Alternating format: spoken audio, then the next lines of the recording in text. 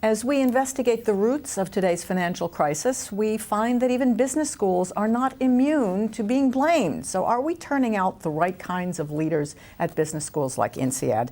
Well, Harvard Business School has actually come up with an oath for its MBAs to sign that pledges them, among other things, to, quote, contribute to the well-being of society. INSEAD students have also been asked to sign this oath, but is it a good idea? Is it backward-looking? Is it forward-looking?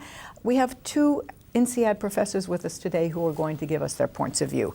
Craig Smith is the Chaired Professor for Ethics and Social Responsibility, and Theo Vermaelen is Schroeder's Chaired Professor of Asset Management and International Finance. Thank you very much for being with us, both of you. This is supposed to be a debate, so let me throw out the first question. What's wrong with signing this oath? Theo? Yeah, well, I have basically three objections against this signing the oath. The first thing, I think the Harvard oath basically suggests that MBA should create sustainable economic, social, environmentally prosperity worldwide. Is basically saying that basically managers in companies should start worrying about externalities. They should not worry about their shareholders, but about externalities. I think it's strange for me that this is signed by people from an American business school. In the United States, there are clearly fiduciary responsibilities or legal requirements to maximize the wealth of the shareholders. You just don't have any option to pick any type of stakeholder that you want to. So these people actually, if they sign this oath, it's very difficult for me to see how I would give these people a job in an American company if they commit themselves already in advance to violate American law. So that's kind of one issue I have. And I understand in Europe, the situation is somewhat different. People do not have the strict shareholder value codes, but even there, people would not agree that a good corporate governance implies that you should go and worry about the rest of the world as a stakeholder. The second objection has to do with the fact that anytime a crisis happens, there's a bunch of anti-capitalists who crawl under a rock and start screaming and blaming the financial people and the capitalist system on all the evils in society. And I think this is, what I should have done is first say, well, there is a crisis, try to understand what happened, look at the evidence. There are two theories. Theory number one, the whole thing is a result of ignorance, that people did not understand things, they made mistakes. The second thing is that people are evil. And the oath kind of assumes already in advance that people are evil, and that MBAs are evil and there was something wrong with their ethics and therefore we have to change that, rather than looking at the data. Now, many of us in finance have looked at the data. There have been various studies which I cite, the one by Stulz and others that look at the percentage of managerial ownership in banks and their losses, and they find that the banks where the managers were owning the company, they actually lost more money. So the theory that the bankers were gambling with shareholders' money for their own personal benefit is just rejected by the data. So for me, the conclusion of the crisis should be, it's basically caused by ignorance, and ignorance can be, luckily for us in a business school, can be fixed by education. So we have a special role to play in saying that finance and finance education should be more important in MBA programs, but that's the opposite what this oath seems to imply, that we're going to sign an oath and therefore the problems are solved. Instead of taking an oath, I should take more finance courses. That's my advice. The third argument is that signing an oath, I think to me, imagine that everybody in 2001 had signed this oath. Who would believe today there would be no financial crisis? You must be kidding. I mean, oaths are, anybody can sign an oath. Talk is cheap, right? You have to make sure that, for me to have people to behave properly, you have to give them the right incentives and to make sure that when they maximize their own benefit, they maximize the benefit of so-called society. All right, so that's kind of the Adam Smith version here, and Craig has been sitting very patiently. Why should an INSEAD student sign the Harvard oath? A very short answer, 2 words. Why not? What is so difficult about MBA students saying, I'm going to behave with integrity, I'm going to be ethical in the way I conduct my business? And in fact, the idea of an MBA oath takes us into the territory of the bigger idea of management being a profession, that managers and the people we train here are indeed potentially professionals, and professionals commit to doing their profession with adherence to a set of values. And those values are formulated in codes of conduct, just as we see with an MBA oath. The parallel, if you will, is with the Hippocratic Oath in medicine, or the oaths that we expect other professionals to subscribe to. So it really seems, certainly to me, and I think the broader public, very surprising that MBAs are reluctant to commit to saying that they would engage in their practice in an ethical way. And of course, the increased attention to this topic, as you suggested, is very much due to the current economic crisis and the understanding of the factors in that crisis that include, but are not solely limited to, clear evidence of misconduct by people in the financial sector. It's not just a mea culpa, kind of like Monday morning quarterbacking here, or what? So I think the people who are advocating an MBA oath have for many years been saying we need to look at management as a profession, and the oath would be part of that, and recent events speak to the importance of doing that. I think more simply, a way of looking at it is saying that as business schools, we are organizations with values that presumably we stand for something. And when we ask MBA students to join our community, when we give them the opportunity to join our community, we expect them to adhere to those values. If they don't want to be part of this community, that's fine. But there are certain values that we have within this community that we expect them to adhere to within the confines of the school during their period of study, and then when they go out of the school and pursue their careers. And you don't see it as jeopardizing shareholder value? The problem is this whole idea of shareholder value maximization is an ideology. It is something that is put out as a way of saying, here's how society benefits. As with all ideologies, it's there also to serve the interests of a particular group within society. I have absolutely no objection to the idea of creating value for shareholders, but the idea that there should be shareholder value maximization is something that I think is highly problematic in theory and in practice. And the recent events speak to some of the very serious practical consequences of that ideology. But what is the implication for INSEAD as a school if the students sign it, and which way are the students leaning?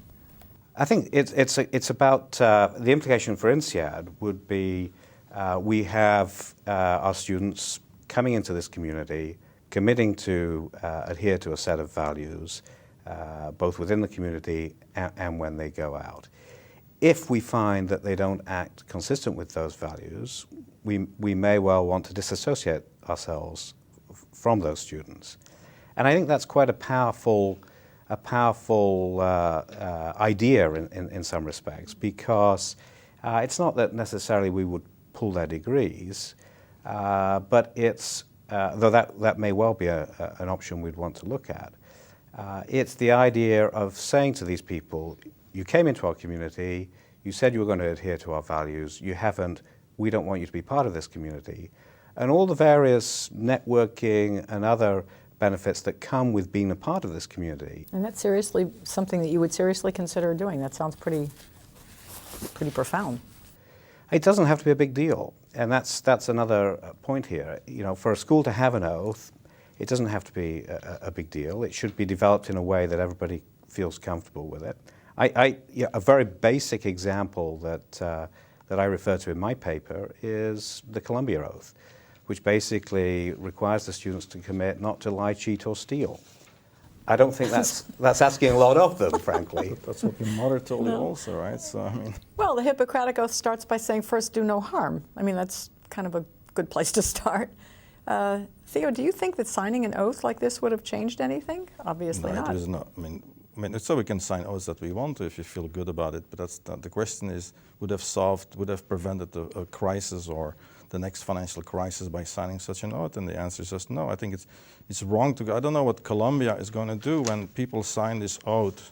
And then after, I mean, the fact that people say, I'm not going to lie, I'm not going to cheat, I'm not going to do anything like that. And I'm sure, I don't know what is the track record of Columbia graduates, but I predict there will be some of these people, they would lie. I think so. It's not even people that are, priests would lie and steal. I mean, it's even the most devout churchgoers once in a while commit a sin. And here, at least in the church, you can repent. Now, what Craig is assuming, actually, you cannot even repent. You cannot even go to confession. You can actually be thrown out of the church if you commit a sin. I think it's much a heavy penalty for the students. Is it too heavy a penalty for students? How seriously is this being considered at the school level? So we've actually point. had an initiative at the school in 2002, again a response to clear evidence of misconduct in the business world. And around half of the students at the time signed an oath. It was a student-led initiative.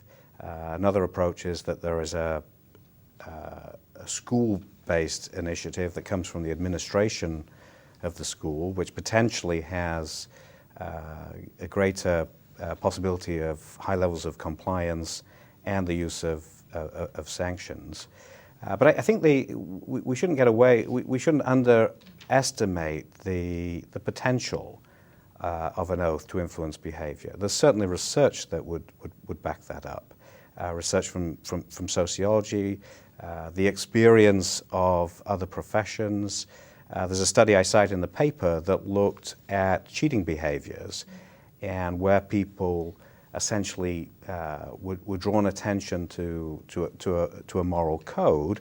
The incidence of cheating behavior went down. So there is research evidence as well as the evidence from practice in other professions that suggests an oath can have some effect. Theo, do you agree with that? Of course, I disagree with that completely. I mean it's it makes no sense that we should take the blame. These are 28-year-old people, right? They're not high school kids. I mean, that we should take the blame of everything that we guarantee their good behavior after they leave INSEAd with an MBA degree. The only thing that we guarantee here, what we have to guarantee, this is our commitment, is that people, when they pay 51,000 euro to INSEAD for an MBA, that they get the highest value for money to compete in the labor market. This is our commitment. This is what we should do the best that we can. And this is a limited goal. We cannot make the world in a greater, better place. This is the limitations that we have, but this is what we should focus on. And we should basically see that people get the best education, what they need to compete in the labor markets. And I don't think you want to values, when it says which oath are we going to agree upon, I'm never going to agree to the content of the oath that Craig's agree with. So all of us have different values. He has different values from me. So the whole idea that INSEAD has values, I think, is a meaningless statement. Everyone has different values. Every different person has different criteria to judge things like income inequality, whatever. So these are things that cannot be uniformly imposed on people. We cannot teach finance by saying that the interest is for the communities. The finance, what we respect is that the people that own the company or the stockholders, they've put up the money. You work for them. They pay your salary. They're called residual claim holders. If you think about the whole society is in the spreadsheet, right? There's the revenues that come from the customers. Of course, they have to be happy. Otherwise, they wouldn't buy your product. You have to keep good workers to produce the product. You pay taxes to everybody else. You pay your interest to your bondholders. And at the end, you have the stockholder. But he's paying everybody else. This is the basic argument. The argument for economic efficiency is that the people that pay your salary, these are the people I should be caring about, not about society. I don't really care about society when I'm paid by you to do my job. The point of the matter is, what this oath is, the fact what bothers me is that it's now being done as a crisis, as if it's done as if the people, the MBA educations and the finance professors in particular are to blame for the disasters that happen. Some students don't listen, right? And they get jobs and they make mistakes and they make assumptions about the future, and that we all do when we make decisions, and sometimes the assumptions are wrong. But then saying that people are unethical because they make the wrong forecast, I mean, this is absurd. So where do I start? He talks on the intake. Let's talk again about shareholder value maximization as an ideology. And I think the point here is that it is flawed in theory and in practice. And I absolutely agree that business schools should be exhibiting intellectual honesty in their teaching, and that's one area where an increased intellectual honesty is required.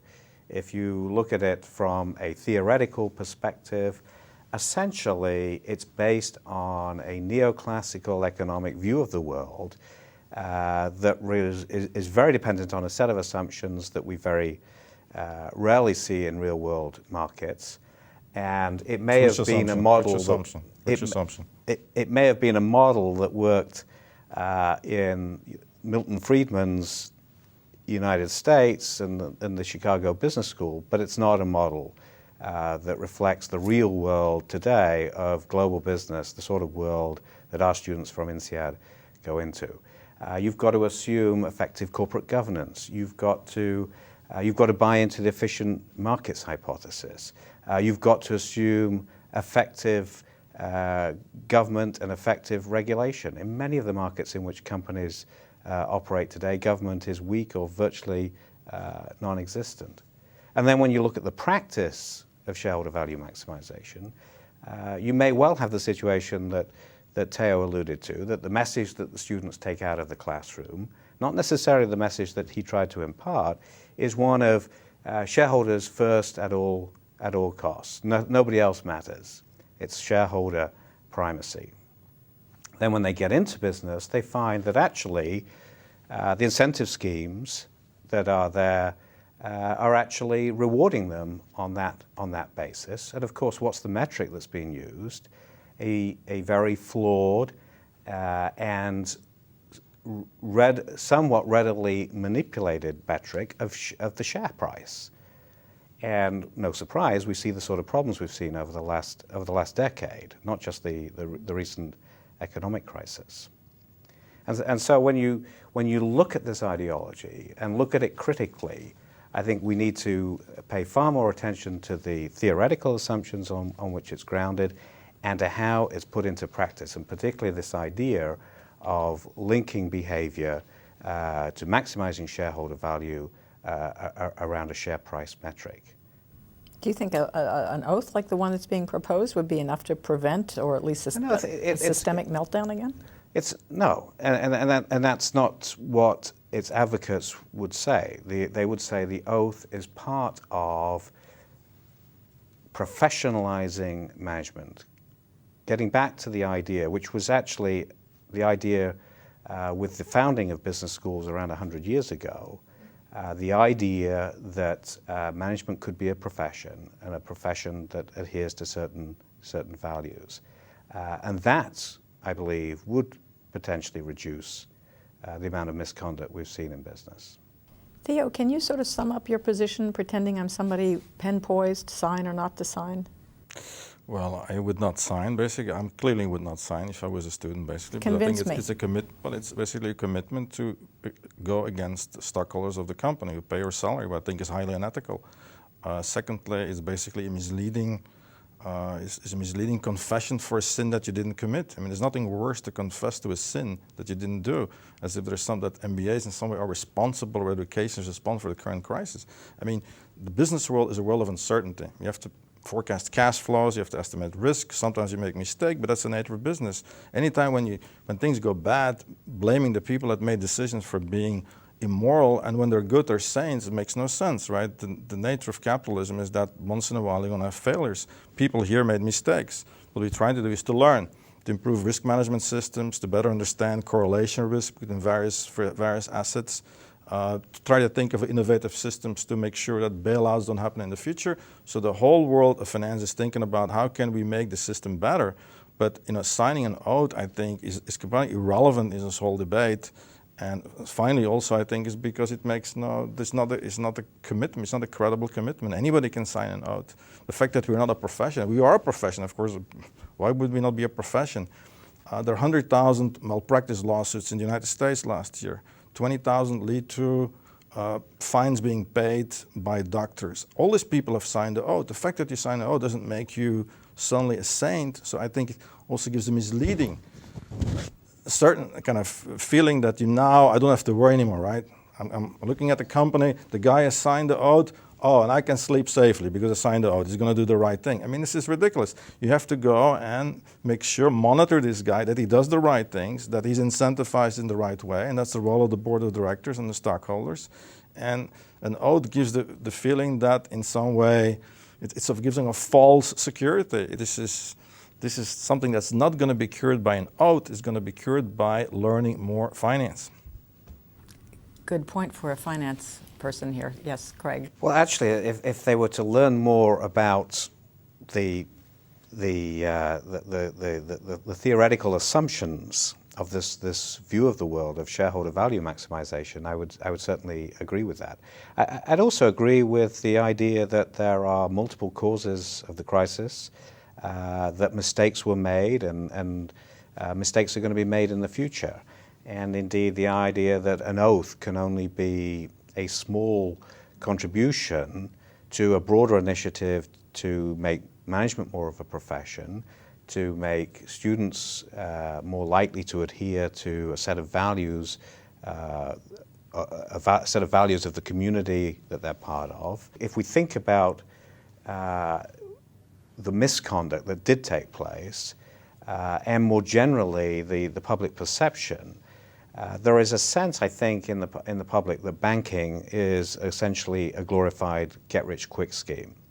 That people go into that industry with the idea of making a huge ton of money as quickly as they can, and without attention to the consequences of that. And so it may be that mistakes are to blame. It may be that people weren't sufficiently responsible. If you look at their failure to act in the interests of shareholders, let alone other stakeholders of the organization, you've got to ask questions about, what were they really focused on? Seems like it was lining their own pockets. So an oath could be sort of a moral trigger. I mean, give me a reason why I should sign this oath. It could be one of a number of initiatives that schools engage in. They could look at their admission selection criteria. Certainly, if there is an oath, it should be communicated prior to applicants accepting to come onto the program. But also look at what's done in the curriculum. To what extent is there attention to issues of ethics and social responsibility and the real world and the real world challenges? You want more teaching sessions, I understand. But this is, again, not worrying about social responsibility, it's worrying about yourself. So I think we have to separate these two items here. I think you're not going to take away the assumption that people out there that come here and pay all this money, that they're going to try to make money for themselves. I mean, this is just kind of the idea that people come here to do good to the world. The communist system was set up like that. Communism is an ideology that assumed that people do for the common goal and not for themselves. Well, we see what happened to communism. I don't think we want to repeat that. We want to introduce corporate communism, I think, with stakeholder value in there. I would subscribe to a social contract model, and that the idea is that business exists to serve society. And in exchange for being allowed to operate in the way that business operates, in the way that managers are allowed to operate, they fulfill that task consistent with a sense of their responsibilities to society. And that is clearly absent in the conduct of a substantial sector of the banking industry over the past few years. Would the oath have made a difference to Bernie Madoff? Oh yes, I'm sure. He would then, he would see the Lord and have said no to all these billions. I'm thinking about not violating my oath. I'm sure that would have helped him. Effective regulation and the enforcement of regulation would have made a difference. And nobody's claiming an oath is going to deal with the true outliers, the people that are really of crooked intent, if I can put it that way. An oath is one of a number of initiatives that addresses the bulk of the population, people who mostly, want to do the right thing, but sometimes operate opportunistically, especially if the wrong incentives are in place. See, but then there's more money left for the people who do the wrong thing. You see, if you have a lot of people that sign the oath and do the right thing, there's more money left over for the other people that don't sign the oath. Actually, transferring wealth to the other Well, types. well, that's so. It's like what happens in the bonus sector, right? In bonus now, Obama is regulating the bonuses of banks on which the government gave support. Now, what does that do? Well, it increases the bonuses of Goldman Sachs because Goldman Sachs has paid back the loans. The good people that are working in the regulated banks are leaving their banks and going to work for Goldman Sachs. Goldman Sachs does more money, makes more business, and the people get more bonuses. So this is a pure example of every time the government gets involved in things, they have great intentions. But that's not and they have anything to do opposite with the result. oath, it's with all due respect. Yeah, but he keeps talking about things that have nothing to do with the oath either. So I just I bring in something else as well. He goes on about shareholder value. It is kind of this is the topic of another debate. So it's kind of that's the issue here. We will come back and have another debate, but I think we've probably said everything we need to say at the moment. Definitely. Okay, Professor I didn't Smith. punch him, and I control myself. No, I control myself. Very well behaved. I control myself. Thank you very I much, didn't punch- Professor I Smith put- and Vermaelen, for being with us. I could have. Thanks, Shelley. I could have Thank you. punched him. Thank you.